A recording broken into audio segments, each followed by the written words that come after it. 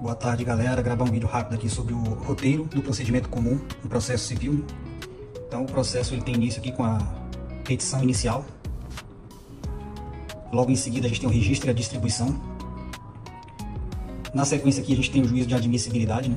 Então, aqui o juiz pode indeferir a petição inicial, que se dá nos casos de vícios formais, né? Nos termos lá do artigo 319 do CPC. Aqui ocorrerá a extinção do processo sem a resolução do mérito, né? Então, um dos casos aqui, a gente pode trazer como exemplo a inépcia, né? A ausência de interesse e legitimidade ou descumprimento de ordem de emenda à petição inicial. Então, caso falte aqui algum requisito, o juiz dá um prazo para o procurador do autor, né? No caso o advogado, emendar a petição, ele não emendou, então o juiz indefere a petição liminar, né? Extinguindo o processo sem resolução do mérito. Aqui, no juízo de admissibilidade também, o juiz pode indeferir liminarmente o pedido, né? Então, são casos em que o juiz identifica ali um pedido manifestamente improcedente, né? Como, por exemplo, coisa julgada, o pedido feito contrário a uma súmula vinculante ou incompatível com algum incidente de resolução de demandas repetitivas, né? O IRDR. Nesse caso aqui, a extinção é com resolução do mérito, né? E o momento de ambos, tanto do indeferimento quanto da improcedência liminar do pedido, é antes da citação do réu, correto? Em ambos os casos, teremos aqui uma sentença. Então, no caso do indeferimento da petição inicial, é uma sentença terminativa, e no caso do incidente da improcedência liminar do pedido, é uma sentença definitiva, né? Então, no caso aqui, eu coloquei aqui também a observação que o recurso cabível nesses casos é o de apelação, né? Então, após isso, temos aqui caso seja admitido, né, a petição, então teremos aqui a citação do réu, correto? E em seguida, teremos aqui a audiência de conciliação e mediação. Então aqui, caso tenha algum acordo na audiência de conciliação e mediação, o juiz homologa por meio de sentença, né? Caso não haja acordo, o juiz intima a parte ré.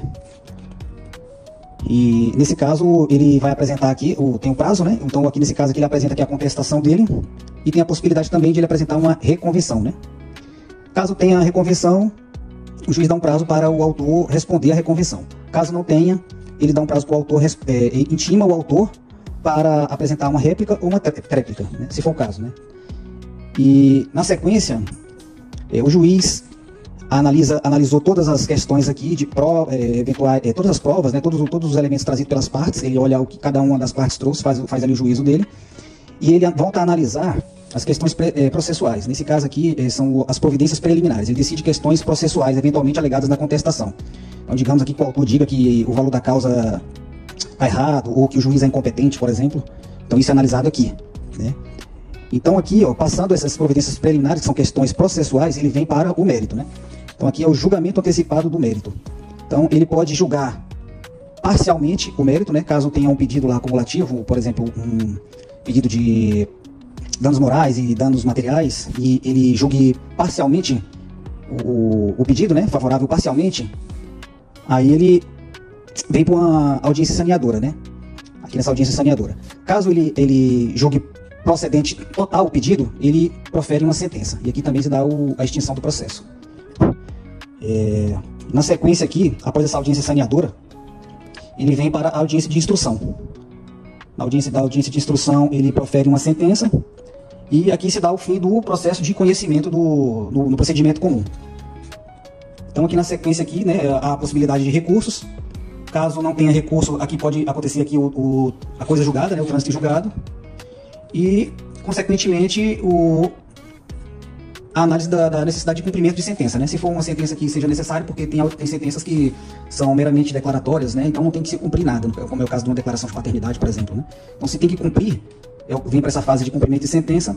Na sequência aqui, a extinção e o arquivamento do processo. Perfeito? Então aqui, se tiver recurso, obviamente, né? Tem aquela questão mas aqui já é matéria de recurso, né? O recurso é encaminhado para o juiz que proferiu a sentença, comunicando que você tem interesse, que você vai recorrer, e ele encaminha para o tribunal, perfeito? Mas isso aí é uma matéria de recurso. Valeu!